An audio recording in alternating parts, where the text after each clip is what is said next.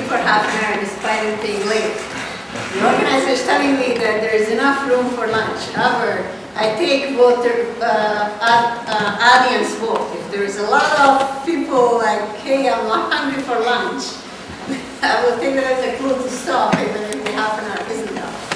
Because hungry people are not very receptive to an audience. Let me introduce Éva Tardos.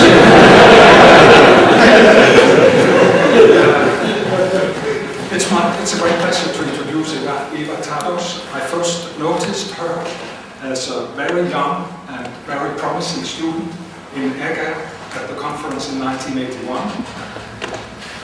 In 1984, she obtained her PhD from the Loa University in Budapest, and already then she rose to fame by obtaining the first strongly polynomial algorithm for the minimum cost flow problem. This resulted in a stream of research by her and by many others. Since 1989, Éva Tardos is a professor of computer science at Cornell University in the United States, and she is today one of the most distinguished researchers worldwide within combinatorial optimization.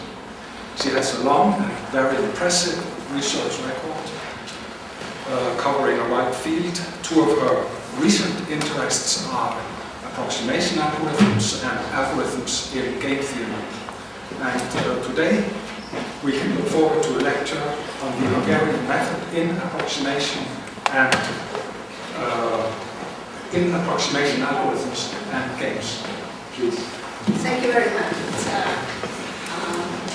very nice introduction. Thank you. I also want to thank András for not only organizing this session and not only inviting me for the session, but also introducing me to this field. And introducing me to this field is exactly this kind of method. What Bill said about Jack's lectures and teaching him the Hungarian method, I had the similar memories of once learning the Hungarian method from András. And without András, I surely wouldn't be here and would not be teaching at Cornell. So thank you very much. What I want to talk about is applications of the Hungarian method to approximation algorithms and games. And I guess one can understand the Hungarian method in different ways, and in a way I'm going to depart a little bit from the previous speakers and not as much focus on the polyhedral implications of the Hungarian method, but instead of the prime modulo style algorithm that's behind the algorithm of the Hungarian method. So what this slide is supposed to suggest is I'm going to try to use prime modulo style algorithms in approximation algorithms and a little bit in games. I'm going to use it in a context. So if you want to do approximation algorithms, traditionally you apply it to NP-hard problems. This is, as we'll come to the end, is not a necessity in the games context. This kind of thing might be relevant even if the problem isn't actually NP-hard, but I still chose an NP-hard problem, facility location problem. It's a matching type problem with an extra feature or maybe bug to it. It's matching this things I named client and then these little green circles to it to these other things I call facilities that have the bigger blue circles to it. But unlike the polynomial times solvable things, what you have to do is first you're going to have to select a couple of those facilities, and there were some costs associated with them, which unfortunately gets covered up on my slide by the selection, that you have to pay to select them, and then you have to run a matching algorithm to match them up. That has assign every client to a facility, which you do by simply assigning things in either by the matching algorithm, or in the case I'm going to consider an even simpler way, just everyone goes to the cheapest, closest facility they can go to, because unlike in the matching problem, I allow you to connect as many people to a facility as you wish. And your goal is going to be a bit more complex goal. I guess the second term here is the traditional matching kind of term that you want to consider the minimum cost assignment, but I had this first cost. First you have to select the facilities you open, and there's a cost associated with that. And so what you want to minimize is the sum of these costs. This is going to be my prime application, and I guess these kind of things apply to a wider range of things, but facility fifth location is a clean and simple application, and I thought was the nicest to talk about. So if I want to talk about a primal dual or a Hungarian method, then what I'm going to think of this is as these dual variables, which the previous speakers didn't call them prices, but I'm going to call them prices, and we often call them prices, and think of them as at the moment I'm going to think of them as these clients, the green dots, paying for the solution. And it's going to be the dual variables or prices, they often also call this prices. This automatically will have an economic or game theoretic interpretation. If the green dots have to pay for something, the green dots might be humans that may or may not like paying for that something, and that's where the game theory will come in. So I'm going to think of these prices, that is the green dots paying prices, and I put numbers next to them, P1 up to P5 in this case, are what the clients are going to pay. And this otherwise, I guess in the game theory context, often called as cost sharing. The cost of the solution is shared by these people who benefit from the solution.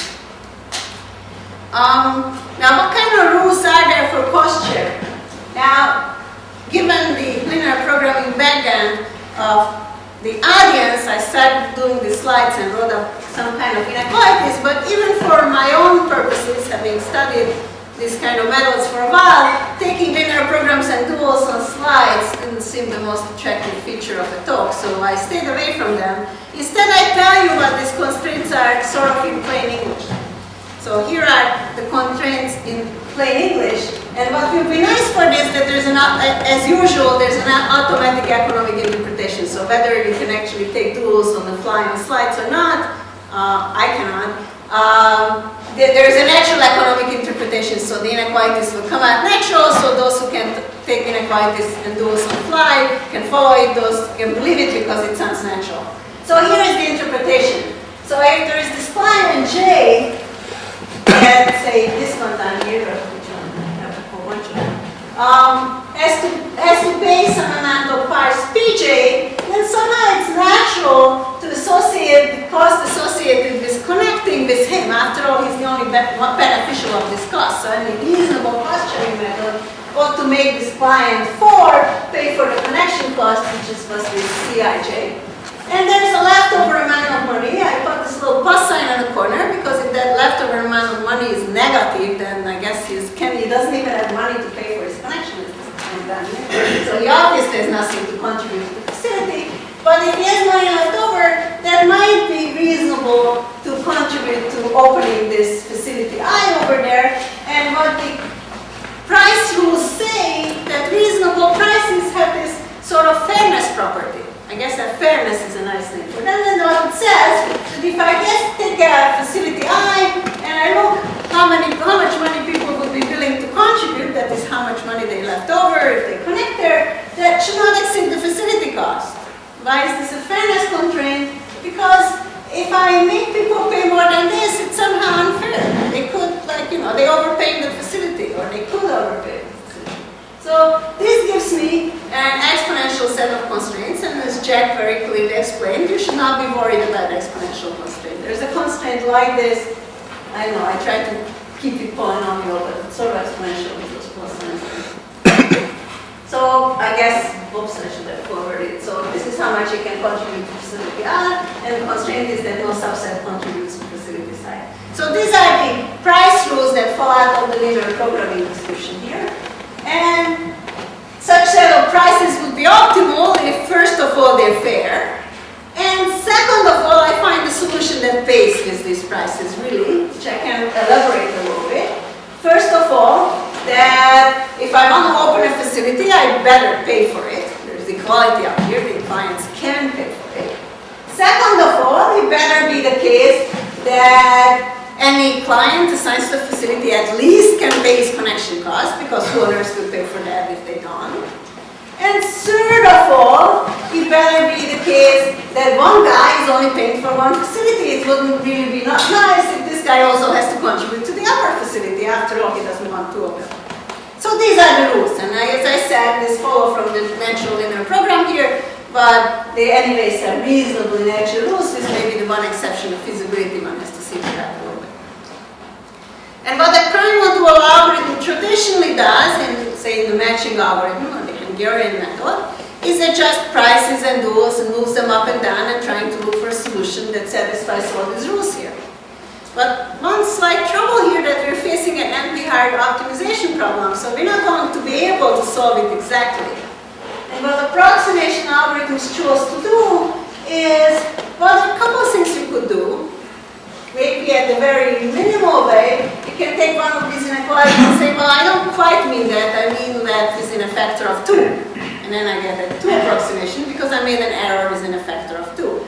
I can take virtually any of these rules and say, well, one guy doesn't contribute to one facility, it's okay if he contributes to 2. After all, he's only overpaying by a factor of 2. Or I can say this, and the price doesn't have to be able to pay for the connection cost, he can pay up to a factor of 2 for the connection cost. But one other interesting thing that differs from a traditional prime module or the traditional Hungarian method and the approximation algorithms is that there is this feature here that I only wrote on the text, but we'll show you in a minute what I mean, that somehow this one-by-one adjustment of prices, I don't know, maybe one application very works that, very rarely works that, and the more traditional version is something that then it turns out works very nicely from the game theoretic perspective, that is, one has to have a certain concurrency in the way things run. That is, there's a current price, which I wrote here, it's price 1, and everyone wants to pay price 1. And say, well, they look around, the price 1, as you see, is the blue lines indicating they can't even pay for any connection cost. No matter what you open, they can't even get there. So they say, well, okay, let's pay price 2, and so they all pay a little bit more. And I guess I wasn't totally complete so that you can still see the slides, but in some places like here, I try to indicate they're not committed as to where they're going to connect. Say, okay, price 2, I can connect up to 2. And at price 3, I get some of them at least reach a facility, but they're still uncommitted. The guy up there doesn't know which one. Well, I can reach something. And I say, well, that's still not enough. Now I have to open things, and that's the first interesting thing happens. At price 4, and I guess I did this, I don't speak fast enough. Come back to the slide, so let me try this again. At price 4, these people who connect to a facility start contributing and say, well, I hope I'm going to offer $1 for opening a facility. And we'll be able to offer something. And sometimes some facilities at this point say that, okay, there's enough contribution here. Now in this case, only one facility up there in the corner has enough contribution. And that opened. The other two have a contribution of 2 and contribution of 1, not enough. Not enough. And here is the one port where some people come into their own price, say, okay, we are connected, we raised our price to 4, we connected, we opened a facility, we're all set. But the other clients have to continue, and they go going up to the higher price, and finally manage to reach opening all kinds of facilities. Now, what did I arrange here?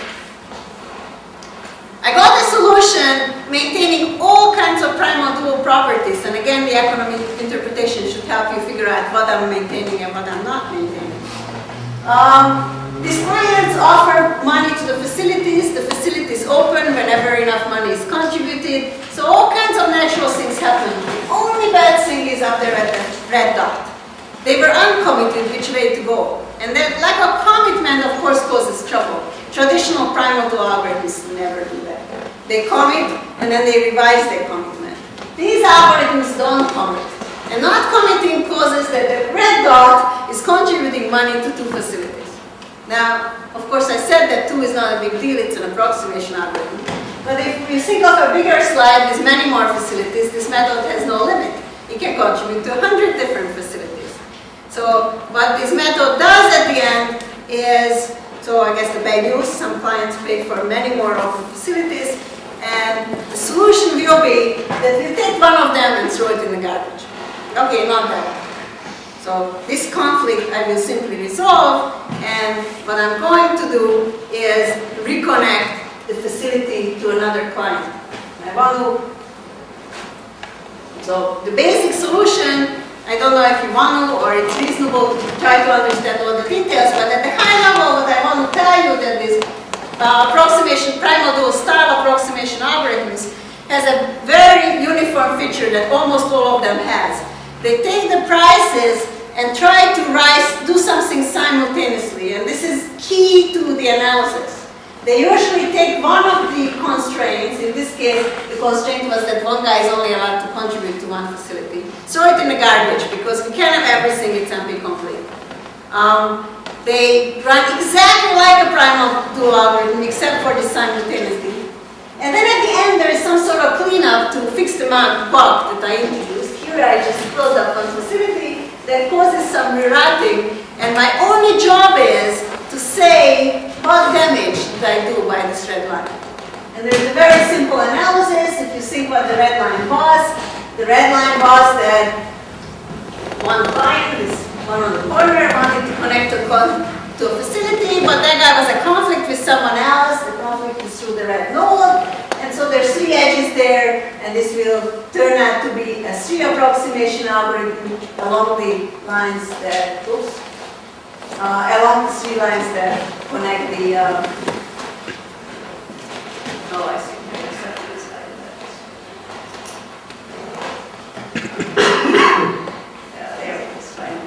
Along these 3 lines up there. So in a high level summarizing what these approximation algorithms do is use the uniformity in some tricky cleanup step at the end, or maybe not so tricky, but a clever cleanup step at the end. But other than that, they totally behave like the traditional primal dual algorithms, ignoring one constraint. You ignore that one client can only pay for a facility. To fix that constraint, I need to do some sort of cleanup. In this case, I'm going to have to close some of the facilities because they're not being paid for. And in order to explain that this closing doesn't cause too much trouble, I need the uniformity. And this is the one point where I want to stop for a second and make sure you understand what I need the uniformity for. The approximation algorithm needs the uniformity because it wants to argue that if I take this client and reroute him to the other facility, other facility, I'm going to have to reroute it through 1, 2, 3 edges. Because I was raising things uniformly, those are all roughly the same lengths, so that's a factor of 3. He can afford this price, I make him pay this much bigger price, it's up to a factor. So he's paying only for 1/3 of the connection cost. So I maintain all the primal dual kind of rules with one of them only up to a factor of 3, that's the 3 approximation.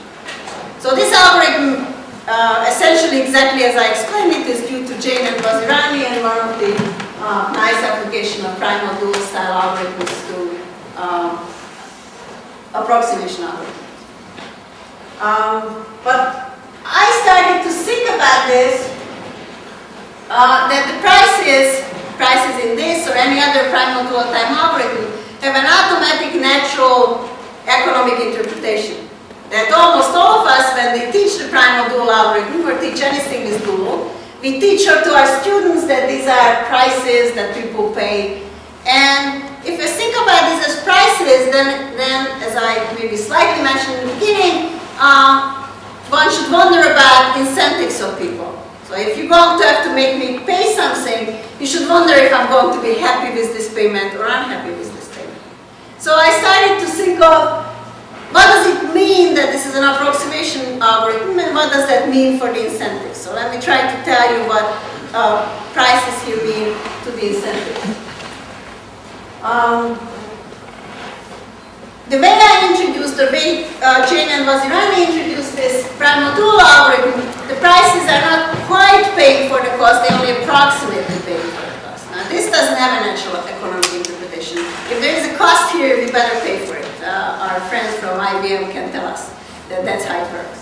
So I'm going to have to change the notation a little bit and say that, well, when the algorithm tells me that the price is PJ, remember PJ doesn't quite pay for it, so let's make the price 3 PJ. That way, that was a 3 approximation, so now they're paying for it. And instead, but the constraints will be satisfied by within a factor of 3 by the 3 PJs, just because I just scaled it up. From an economic perspective, this makes no sense. So what kind of nice properties do these 3 PJs have?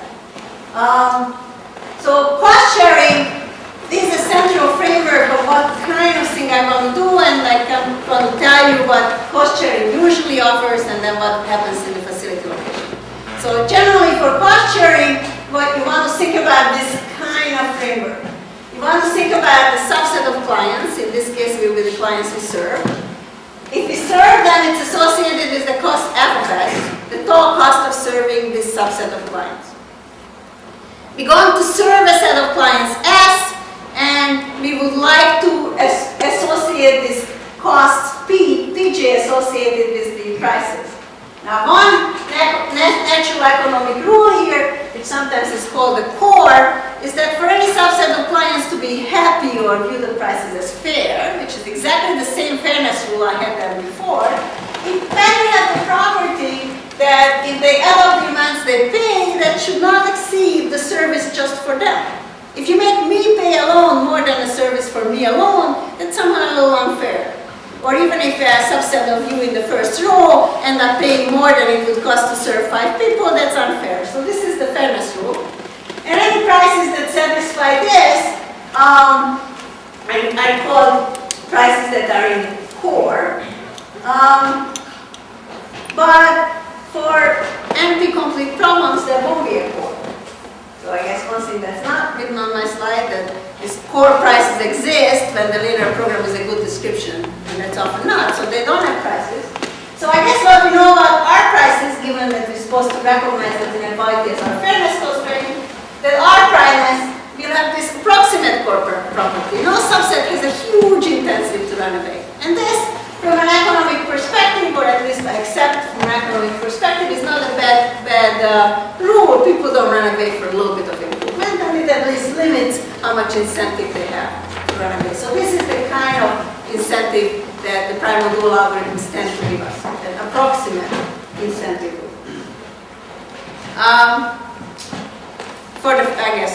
Let me just skip this. However, there's another rule that from the economic perspective you would like to have, and primal dual algorithms don't automatically have it, but they come damn close, much closer than the actual algorithm, the exact algorithms. So here is the other property. So suppose, this is again the general service perspective, so here are all these people, like 7 of them, sorry, that want to sign up for a service.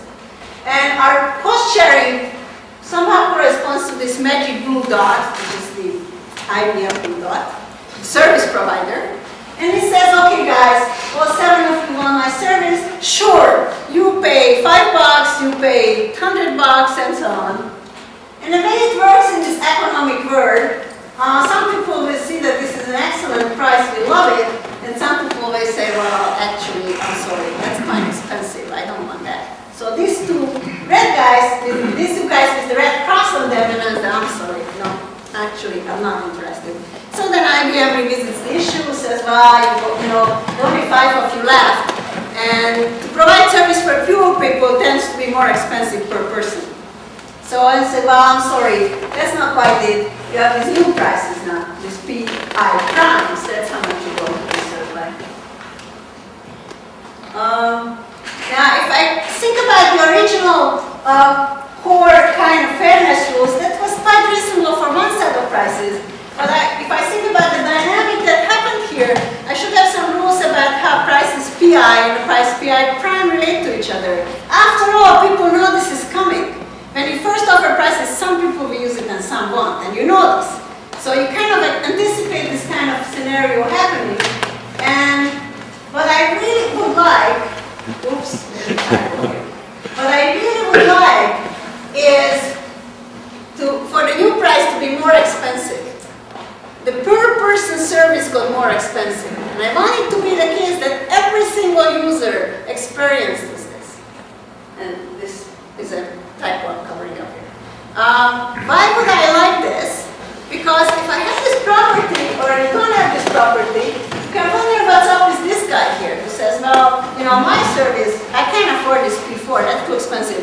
But, many of these guys won't be able to afford it. Let me wait a bit. Say, oh, I want my service. Let me see what happens. And then the new price comes, it drops. So, okay, that's what I was in for.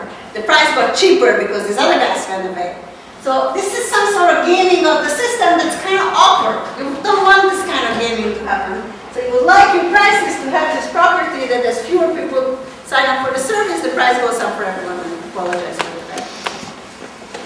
And I guess what this is called population monotone, and here is a formal description of the property. For any particular user J, if these people that the service is provided for is some subset B, or a superset A, it should be that if more people are being charged, then your user charge is smaller than if lesser people are charged.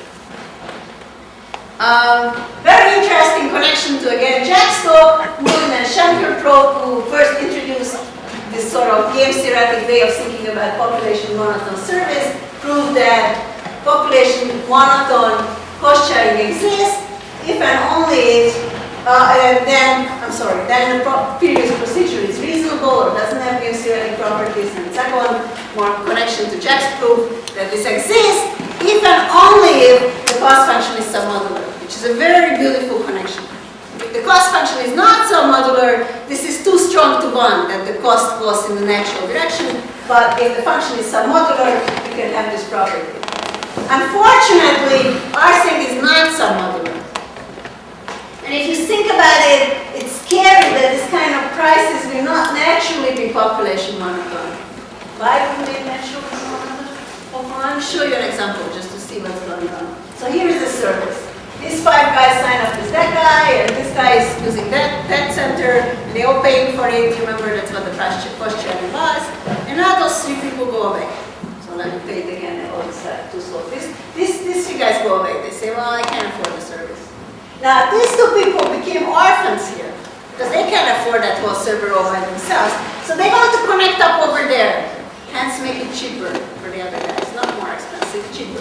These people got better off. They exactly should game the system. They should pay. Maybe the other guys go away, then some people will come over to my server and make it cheaper. If you want to make it population monotone, then I guess this sort of natural algorithm, including the exactly the chain Mazirani algorithm, is not naturally population monotone. But the equal raising of prices makes it damn close to be population monotone. It's very similar to population monotone, and very easily you can make it population monotone. And I'm going to maybe at least flip through slides that tell you that you can make it population monotone. But you basically have to do, and maybe the best way to do this best way to do this is to go back to the one change you have to make for the price. Back in this algorithm, almost there. Sorry. This one step that I need to change, and unfortunately it's way back here. When these people stopped, they price at 4 and say, okay, I'm all set, my price is 4. And they no longer contributed to the other facilities. This is the moment I'm messing up the population monotone.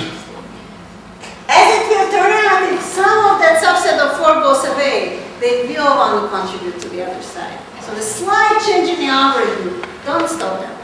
Yeah, this is where they want to go. Don't stop them. Keep growing their prices, letting them contribute alternative to the other facilities. After all, we know how to solve it if people contribute to more than one facility. We have a very good solution for that. Don't stop them. I know, at the end, they want to go there. But it becomes population monotone, and I quickly forward back to the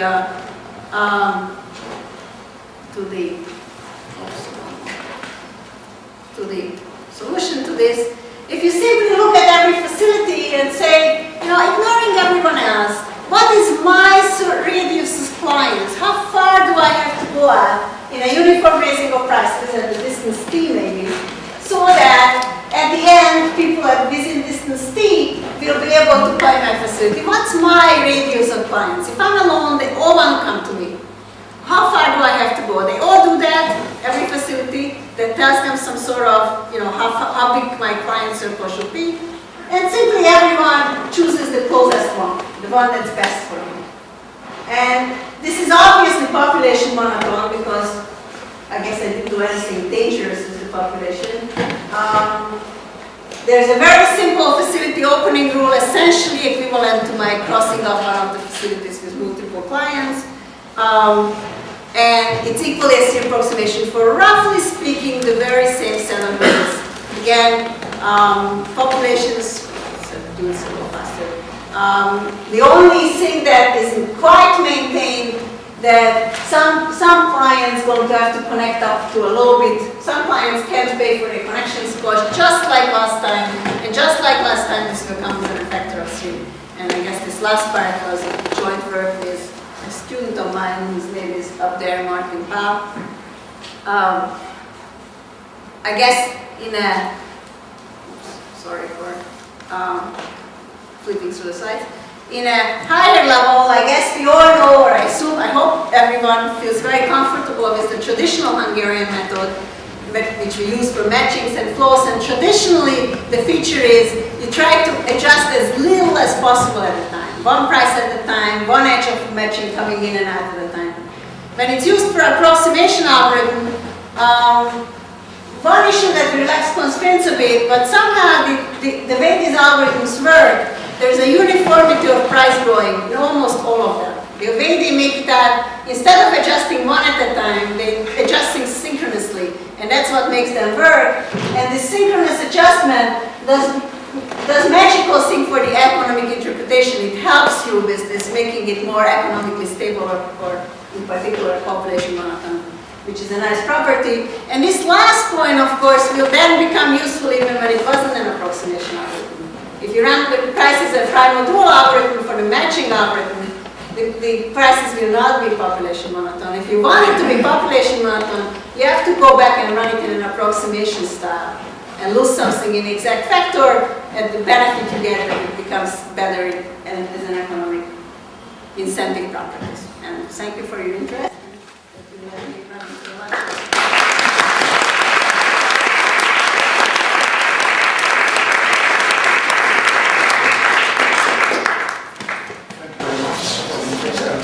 Aspects and new ideas on the Hungarian methods. Are there any comments or questions?